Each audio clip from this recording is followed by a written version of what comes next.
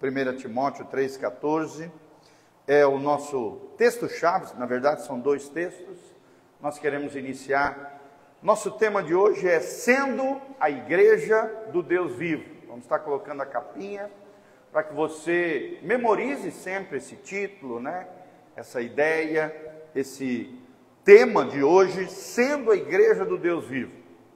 E nós teremos como verdade principal, compreendemos que a noiva de Cristo, que é a igreja, não pode ser mundana, ela deve se santificar, pois ela é guardiã da verdade revelada, ou seja, da palavra de Deus, e as suas vestes devem se manter imaculadas, sem mancha, sem mácula, para as bodas do Cordeiro, logo após a volta de Jesus. Nós vamos aprender que Deus é um ser pessoal, que intervém no curso da história do ser humano. Vamos aprender que se a verdade for corrompida, deixamos de ser o sal da terra e a luz do mundo. Vamos aprender a importância da santificação da igreja como uma realidade da obra vicária de Jesus na cruz do Calvário. Vamos aprender que a igreja deve ser santa e imaculada, como eu falei, e para que ela possa ter acesso a esse evento especial chamado Bodas do Cordeiro lá no céu. Vamos aprender também a necessidade de zelarmos da nossa fé, da nossa vida cristã, vivendo e propagando a mensagem bíblica com fidelidade. E vamos aprender a batalhar também pela fé que foi entregue a todos os santos. Tá bom? Efésios, 1 Timóteo 3,14, o texto sagrado nos diz: escrevo-te, aqui Paulo, falando ao seu filho na fé Timóteo, escrevo-te estas coisas, esperando ir ver-te bem depressa. Olha o desejo do apóstolo de ver o seu filho na fé o mais rápido possível. Versículo 15, mas se tardar, para que saibas como convém andar na casa de Deus, que é a igreja do Deus vivo, a coluna e firmeza da verdade. Em outras versões diz a coluna e o baluarte da verdade. E sem dúvida alguma, grande é o mistério da piedade. Aquele que se manifestou em carne, aqui é uma referência a Jesus, a encarnação de Cristo, foi justificado em espírito, visto dos anjos, pregado aos gentios, crido no mundo e recebido acima da glória.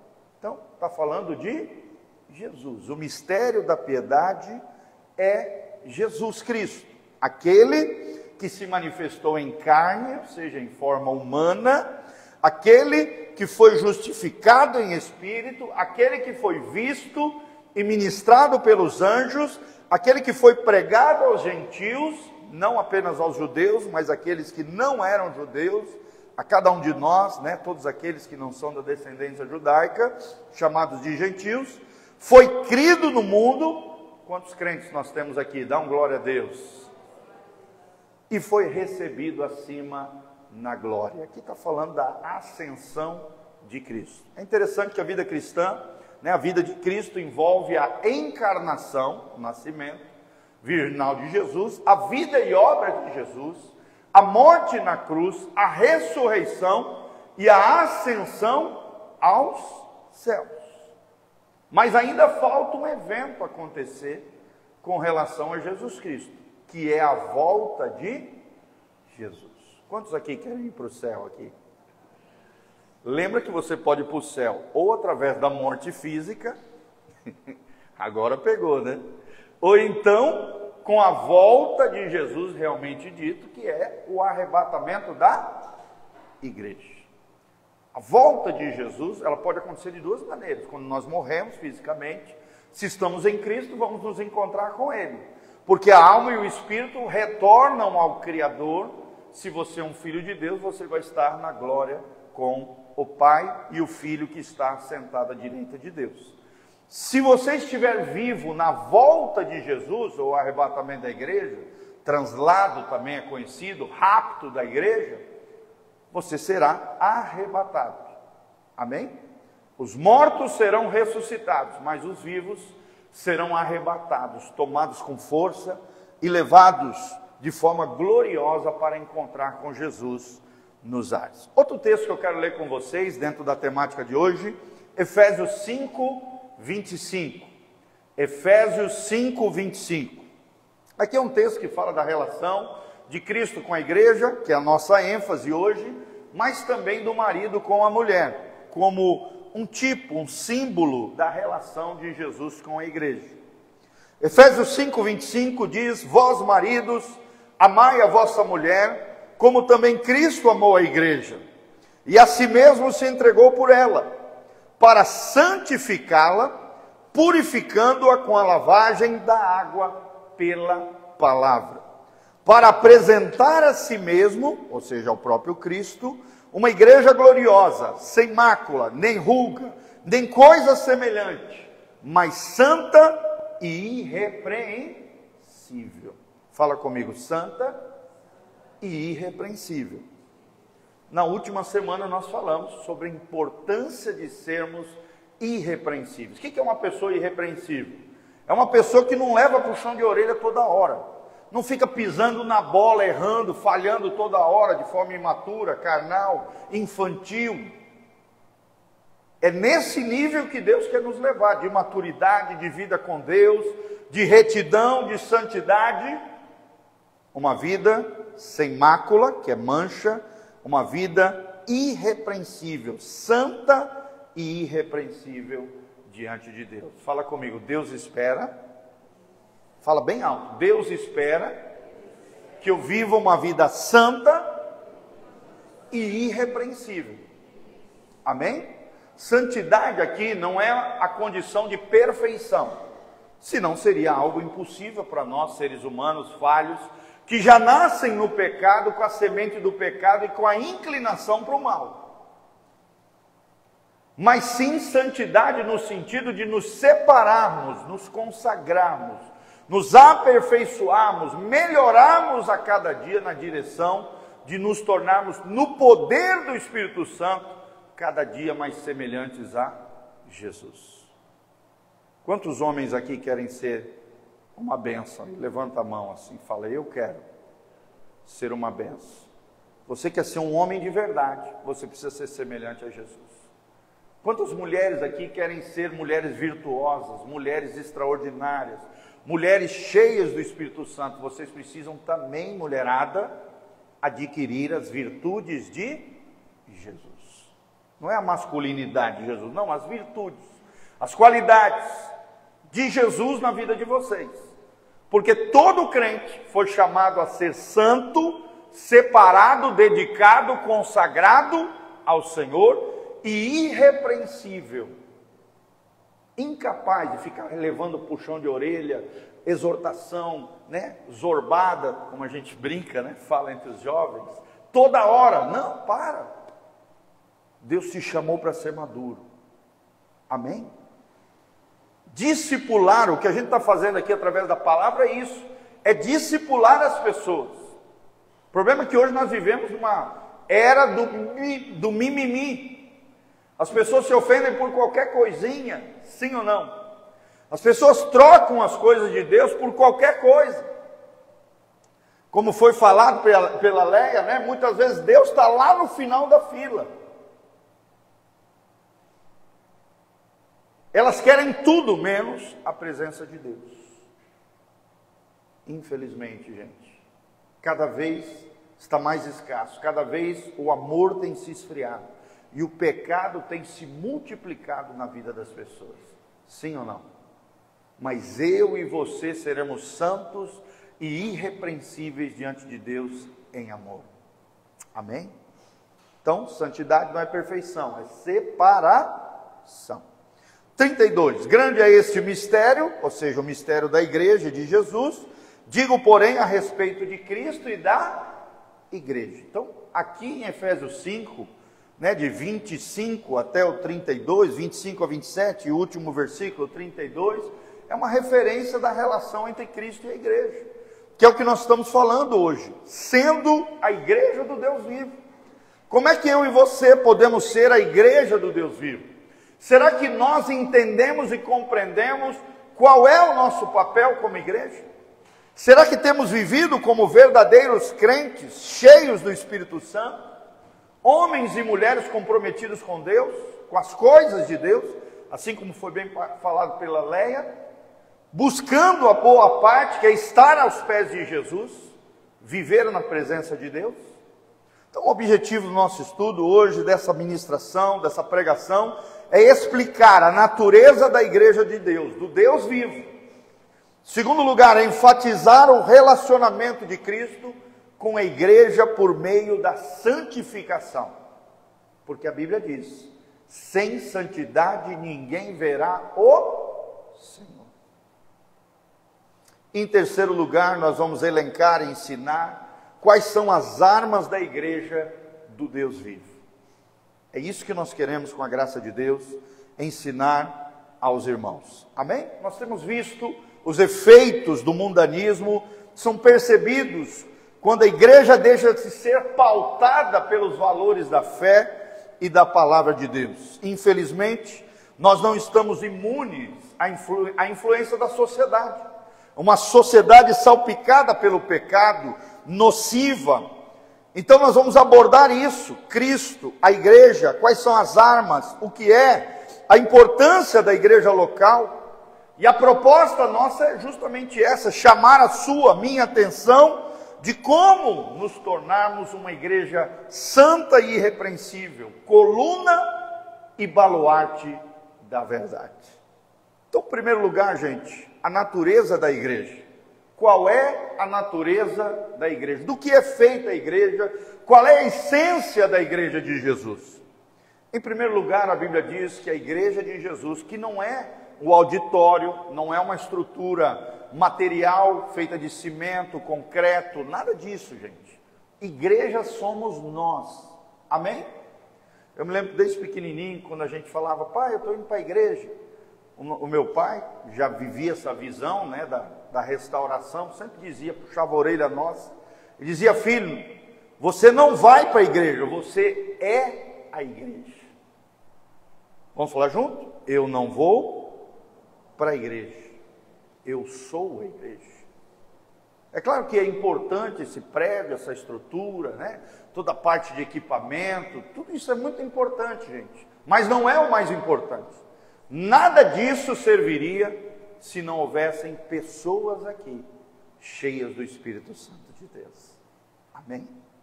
Coloca a mãozinha no seu coraçãozinho e fala: eu sou a igreja do Deus vivo. A grande pergunta é essa: será que nós temos sido a igreja do Deus vivo? Será que nós temos feito a diferença na nossa geração? E a primeira verdade que aprendemos sobre a natureza da igreja do Deus vivo é que nós somos a casa do Deus vivo. Eu e você somos a casa do Deus vivo. Aqui o apóstolo Paulo, nesses dois textos que lemos, Efésios e 1 Timóteo, ele orienta Timóteo, seu filho na fé, a como andar na casa de Deus. O que é a igreja do Deus vivo? E a expressão casa de Deus foi emprestada lá do Antigo Testamento, onde o termo frequentemente é usado como a casa do Senhor. O uso original dessa expressão refere-se ao templo, mas o complemento é que eu e você somos a igreja do Deus vivo. Ou seja, cada membro da igreja, das comunidades locais, dos diferentes lugares, nas diferentes congregações, fazem parte da igreja do Deus vivo. Amém? Fala comigo: eu faço parte, pela fé, da igreja do Deus vivo. Então, casa de Deus é isso, é o conjunto de membros da igreja. Os discípulos de Jesus. O apóstolo ainda usa também os vocábulos, às vezes, domésticos da fé, se referindo à família, membros, integrantes da comunidade da fé.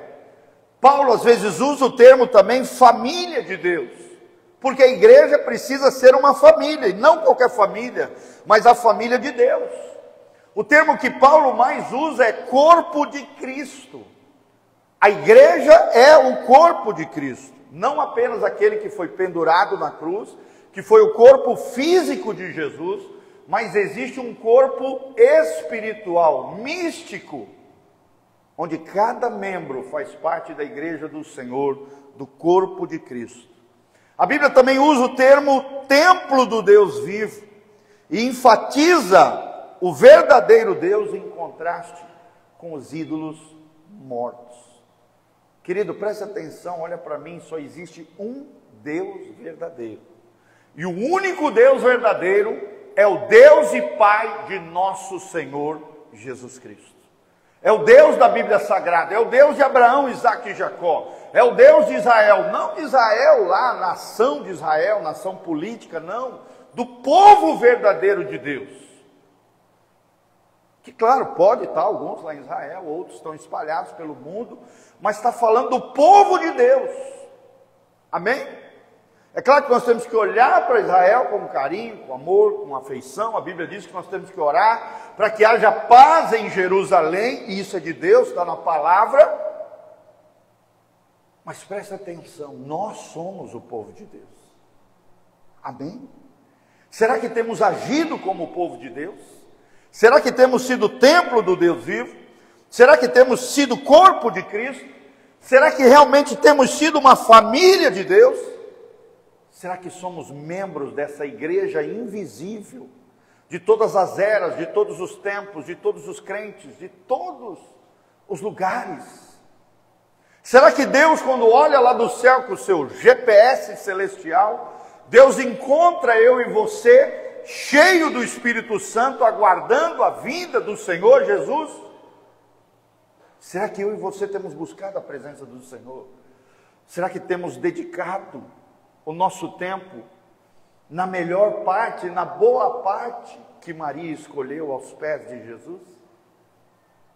É sobre isso que nós estamos falando, amados. Amém? Essa doutrina bíblica de que Deus é um ser pessoal, distinto da sua criação, e que ao mesmo tempo ele se relaciona com as suas criaturas, com seus filhos, atuando na história humana. Deus é um Deus pessoal. Deus é um Deus que interage na história do homem. Deus é um Deus que, se você orar, Ele vai realizar maravilhas na sua vida. Amém? Essa é a noite da fé, a noite onde a gente aprende sobre Deus, a como interagir com Deus e ao mesmo tempo exerce a nossa fé para que o Deus vivo opere milagres e maravilhas na nossa vida. Segunda colocação sobre a natureza da igreja do Deus vivo. Primeiro, a igreja é a casa do Deus vivo, como nós falamos. Segundo, a igreja é coluna e baluarte da verdade. Fala comigo, a igreja é coluna e baluarte da verdade. Pastor, o que era um baluarte? Baluarte é aquelas bandeiras que eram fincadas na frente dos exércitos, marcando o território, marcando a conquista de uma montanha, marcando a conquista de uma cidade. A igreja precisa marcar o seu território. A igreja não pode se acovardar. A igreja não pode andar de ré. Não, ela tem que avançar em meio ao império das trevas. Será que você tem feito isso? Será que você corre dos demônios ou você enfrenta os demônios? Será que quando o diabo se levanta na tua casa, você sai correndo, pede ajuda dos outros? Ou você se levanta em fé, com coragem, com ousadia, e enfrenta aquelas hostes da maldade, as hostes espirituais das trevas? A igreja é a coluna e o baluarte, ou a firmeza da verdade. Ou seja, a Bíblia assegura que a igreja do Deus vivo é a coluna e firmeza da verdade. E nessa metáfora, nesse simbolismo bíblico, a igreja é o fundamento que sustenta a verdade. Será que a verdade tem sido pregada nas igrejas? Irmãos, hoje nós vemos em muitas igrejas um evangelho ralo, o evangelho coach, o evangelho da teologia da prosperidade, o evangelho do triunfalismo. Deus faz tudo e eu não faço nada. Tudo vai dar certo na sua vida, como se não acontecessem também situações difíceis na vida dos crentes. Não. E as pessoas adoram essas igrejas, adoram esse tipo de ministração, porque só fala coisas boas. Não que não haja coisas boas no evangelho, é claro que há muito mais coisas boas do que coisas ruins, amém? Nós somos chamados de abençoados, de bem-aventurados. Mas Jesus também diz: no mundo tereis aflições. A dor e o sofrimento fazem parte da condição humana e muitos omitem isso nas suas pregações. A igreja não pode se omitir. A igreja precisa saber e ensinar os crentes a lidar com a dor, com o sofrimento, como dizia C.S. Lewis, um dos grandes teólogos e literários ingleses. Ele dizia: a dor e o sofrimento muitas vezes é o megafone de Deus para chamar a nossa atenção. Deus quer te levar na bênção e na prosperidade, amém? Deus quer abençoar sempre a tua vida, mas às vezes quando você está na bênção, você se esquece de Deus. Você se desvia da fé. E quantas pessoas muitas vezes, quando estão bem, quando tudo vai bem, lembram de tudo, menos de Deus. E aí Deus permite muitas vezes a dor e o sofrimento, como um megafone para chamar a nossa atenção. Amém? Então entenda isso, a igreja é o fundamento que sustenta a verdade. Será que temos falado a verdade para as pessoas? Será que temos pregado o evangelho para as pessoas ao nosso redor? Será que temos feito a diferença na vida das pessoas? Será que temos sido guardiões da verdade por Deus revelada? Será que temos lido a Bíblia e temos sido Bíblia viva na vida das pessoas? Será que a verdade do Evangelho de Jesus, as boas novas de salvações, as imutáveis doutrinas de Deus têm saído pela nossa boca, pelo nosso coração? As pessoas têm conhecido a Deus através da nossa vida? Ou a gente tem terceirizado isso para os outros? Irmãos, a igreja não pode terceirizar o evangelismo, amém? Eu e você precisamos ser evangelista sempre. É o ID, é a grande comissão. Sim, não é só o pastor ali se matando, não. São crentes de todas as idades, eu e você, todos nós trabalhando juntos em prol do reino de Deus. É responsabilidade da igreja propagar, testemunhar, defender a verdade do evangelho de Jesus. Você tem defendido a verdade do Evangelho de Jesus? Sabe, eu fico tão triste quando às vezes eu vejo nas redes sociais crentes batendo boca por questões teológicas. Pessoas debatendo, ali, se levantando contra a própria igreja, aquela confusão. Não faça isso, irmão, não perca tempo com isso. Tem tantas almas perdidas, tem tantas pessoas que precisam ouvir do Evangelho. Não gaste a tua energia com aquilo que é fútil e banal, que não leva a nada. Essa semana mesmo aconteceu, uma irmã mandou um videozinho lá para mim, e eu peguei e mandei de volta, falei: irmão, só toma cuidado com isso. Aí pronto, ela pegou, falei com todo jeitinho, amor do mundo, como alguém que quer ter cuidado do coraçãozinho dela. O que aconteceu? Ela me respondeu com grosseria e tal, que não sei o que. Eu só escrevi para ela: amém, irmã, fique à vontade, Deus te abençoe. Ponto. Não vou ficar batendo boca, dando uma de ofendidinho, perdendo tempo, a minha energia, com alguém que não quer escutar. Sim ou não, irmãos? Sim. Então não faça isso. Amém? Gaste energia com aquilo que realmente é importante. Quantas e quantas pessoas perdendo tempo com coisas fúteis e banais, em vez de ser coluna e baluarte da verdade.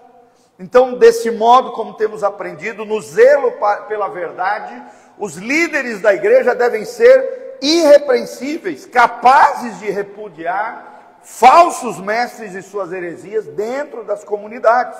É claro, a verdade do Evangelho, se a verdade do Evangelho for corrompida, então a igreja deixa de ser o sal da terra e a luz do mundo. Sim, temos que nos posicionar, amém? Proteger o rebanho contra aqueles que muitas vezes se infiltram aqui querendo saquear as ovelhas do Senhor Jesus. E, infelizmente, às vezes tem pessoas, falsos crentes, né? Lobos travestidos de ovelha. Sim, a gente tem que estar atento, um ajudar o outro. A gente tem que ter uma boa comunicação aqui dentro. Quando alguém chegar com qualquer papo estranho, esquisito, traga para o pastor para a gente ver o que está acontecendo. E tome cuidado, gente, foi o que eu quis falar para a irmãzinha. Tome cuidado com a internet, ao mesmo tempo tem muita coisa boa, maravilhosa, pregações maravilhosas, tem muito lixo também. Muita erva daninha, muita heresia, muito ensinamento errado. Qualquer dúvida, traga para a gente te orientar. E siga a orientação do pastor, que quer o seu bem. Amém? Coloca a mãozinha no seu coração e fala: o meu pastor quer o meu bem, não o meu mal. Irmãos, nós queremos o bem de vocês. Nós queremos ter vocês lá no céu com a gente. Estava ensinando um jovem esses dias, falando para ele: cara, o problema da vida pastoral é isso, a gente orienta, fala com todo cuidado, com todo amor do mundo, mas tem gente que não quer ouvir a gente não consegue pastorear, são os impastoreáveis, a gente não consegue discipular, por isso a pessoa não evolui, ela involui, e o diabo se aproveita do orgulho, da soberba, da arrogância no coração das pessoas, e daqui a pouco a pessoa acha que, vê uns videozinhos na internet, acha que sabe mais do que o pastor, que ficou anos estudando para poder orientar você. Vocês estão entendendo, gente? Então tome cuidado com isso. Se a verdade do Evangelho for corrompida, a igreja deixa de ser o sal da terra e a luz do mundo. Os líderes da igreja devem ser irrepreensíveis, corretos, honestos, éticos e capazes de repudiar falsos mestres, lobos vorazes com as suas heresias no seio da igreja. Terceira característica da natureza da igreja é o mistério da piedade. Fala comigo, mistério da piedade. Primeiro nós aprendemos que a igreja é a casa de Deus. Segundo lugar, nós aprendemos que a igreja é coluna e baluarte da verdade. E em terceiro lugar, aprendemos que a igreja é o mistério da piedade. Pastor, como assim? A verdade do Evangelho é personificada numa pessoa. Quem é essa pessoa? Central do Evangelho? Jesus de Nazaré. Eu e você precisamos ser semelhantes a Jesus. Não é o pastor, não é a minha denominação, não é o irmãozinho ali que eu gosto dele, não.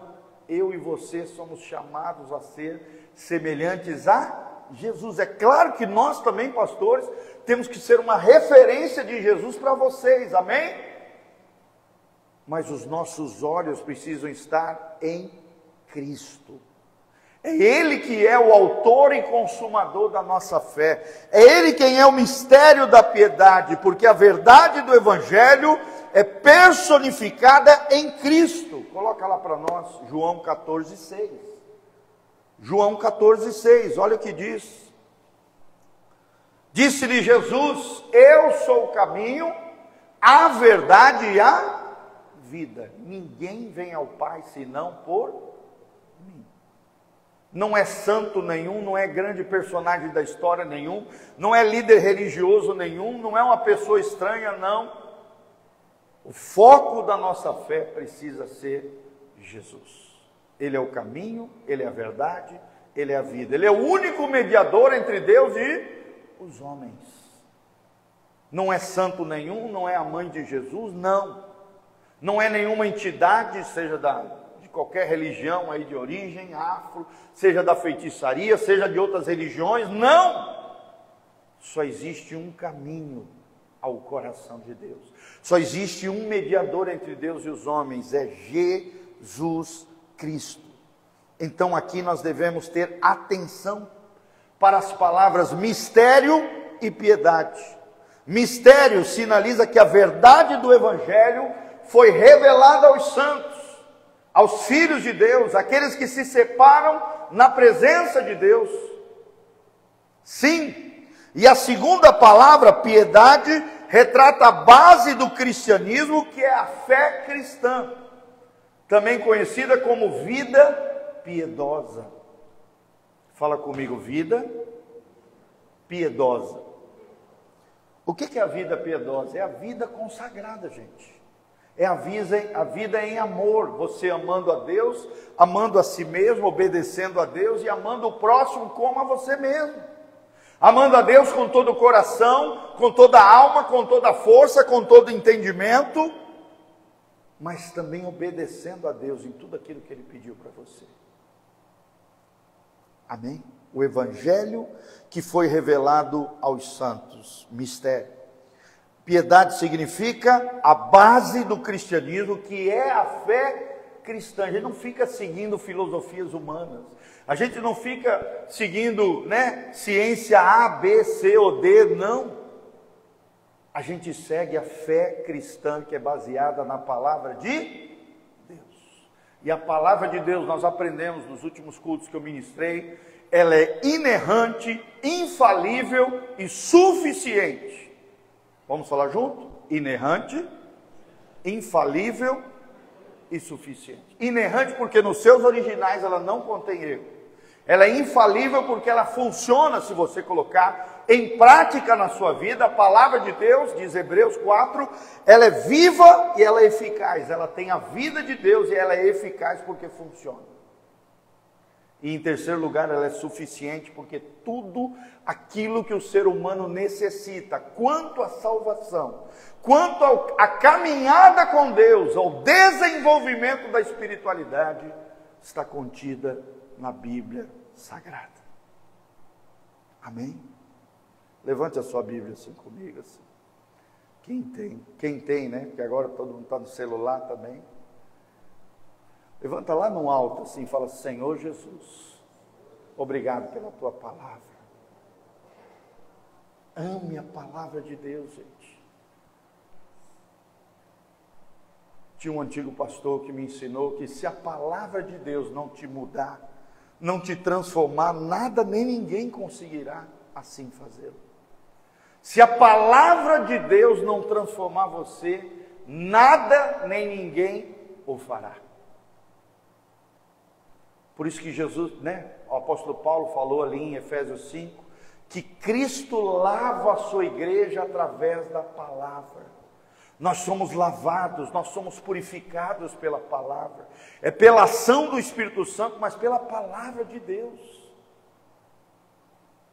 O apóstolo sintetiza tudo isso com a expressão: o mistério da piedade, o evangelho revelado, a fé cristã estabelecida no seguinte evento. Ele menciona que Cristo se manifestou em carne, ou seja, em forma corpórea, física, foi justificado em espírito, ou seja, espiritualmente foi justificado diante de Deus, porque ele não tinha pecado, foi visto pelos anjos na terra e nos céus, foi pregado entre os gentios através dos apóstolos e através da igreja até os dias atuais, foi crido no mundo, e todo aquele que crê não perecerá, mas terá vida eterna. E a Bíblia termina dizendo: e recebido acima na glória. Amém? É lindo esse trecho. Aquele que se manifestou em carne, foi justificado em espírito, foi visto pelos anjos, pregado aos gentios, crido no mundo, recebido em cima da glória. Assim é. A igreja é a fiel portadora dessa verdade. Aqui sintetiza, resume as principais doutrinas acerca de quem é Jesus. Jesus é o Filho de Deus, mas também é o Filho do homem. Jesus é o único ser divino e humano, e continua divino e humano lá no céu. Me lembro que esse dia eu estava ministrando uma escola de preparação para missionários. Aí eu fiz a simples pergunta, para vocês verem como as pessoas não têm conhecimento de teologia. Eu estava ensinando sobre o caráter de Deus, as características de Deus.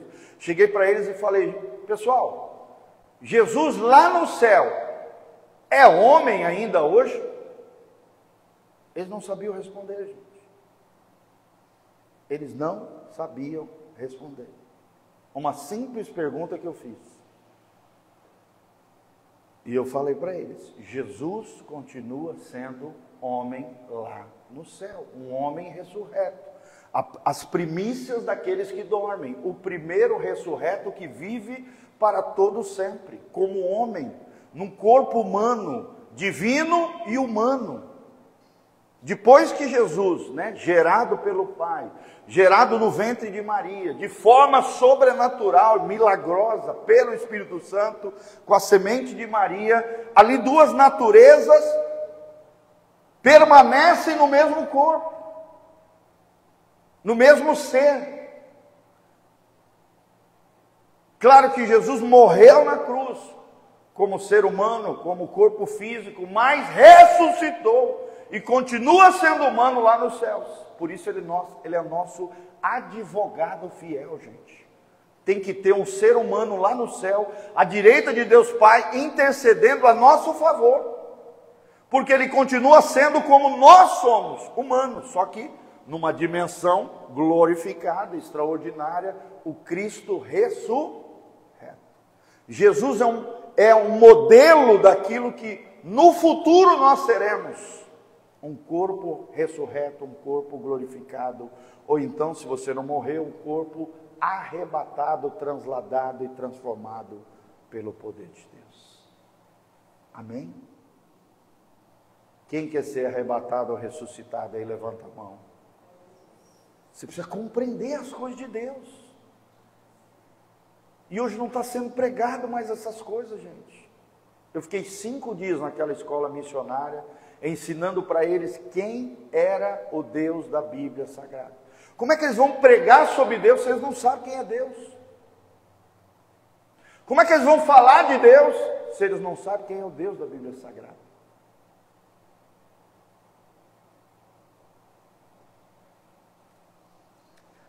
Então a igreja é a casa do Deus vivo, é a coluna e firmeza da verdade. A igreja é a fiel portadora da verdade do Evangelho, ou seja, do mistério da piedade. Amém, gente? Glória a Deus. Então, uma definição sobre igreja. Igreja comporta vários significados, como nós falamos. Ela refere-se frequentemente, na boca das pessoas, no senso comum, como o prédio onde os crentes se reúnem. Por exemplo, estamos indo na igreja, como eu falei, mas está falando do prédio, do auditório. Eu acho legal lá no México. Lá no México eles não usam esse termo. Nós estamos indo para a igreja. Eles não falam isso. Eles falam: nós estamos indo para o auditório. Porque nós somos a igreja. Amém? Fala comigo: eu estou indo para o auditório, porque eu sou a igreja. Amém? Claro que não é você sozinho. Eu sozinho sou a igreja. Não, a igreja é coletiva. É uma comunidade de irmãos. Então, a nossa comunhão local ou denominacional também muitas vezes é chamada de igreja. Eu sou a igreja batista, A minha igreja ensina o batismo por imersão, ou não. Se referindo a um grupo religioso regional ou nacional. Por exemplo, lá na Inglaterra, a igreja anglicana é a igreja da Inglaterra. Muitas vezes essa palavra igreja é empregada frequentemente como referência a todos os crentes nascidos de novo. É isso que é a igreja. Independente das suas diferenças geográficas e culturais, a igreja do Senhor Jesus Cristo.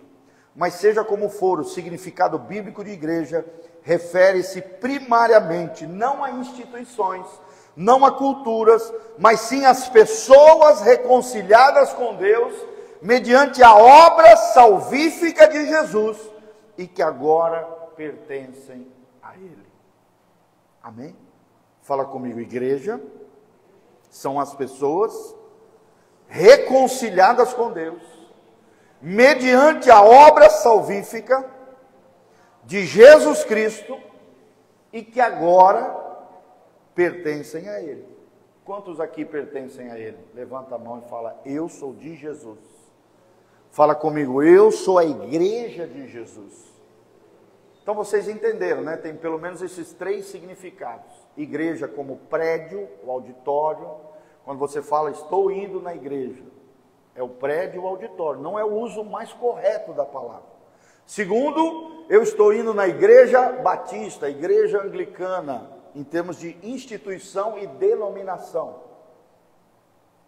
Mas o uso mais correto é esse terceiro, que nós acabamos de falar junto. A igreja é o grupo de pessoas que foi salvo pela obra de Jesus, de todos os tempos, de todas as eras, que foram lavados pelo sangue de Jesus e que hoje pertencem a Ele. Quando é que você adentra na igreja de Jesus? Quando você nasce de novo. Eu tenho ensinado que a tua entrada no reino de Deus, no reino de Jesus, na igreja do Senhor, não é através do batismo. Tem muita gente que pensa, né? Eu entro na igreja quando me batizo. Não. Você entra na igreja quando você se converte de coração.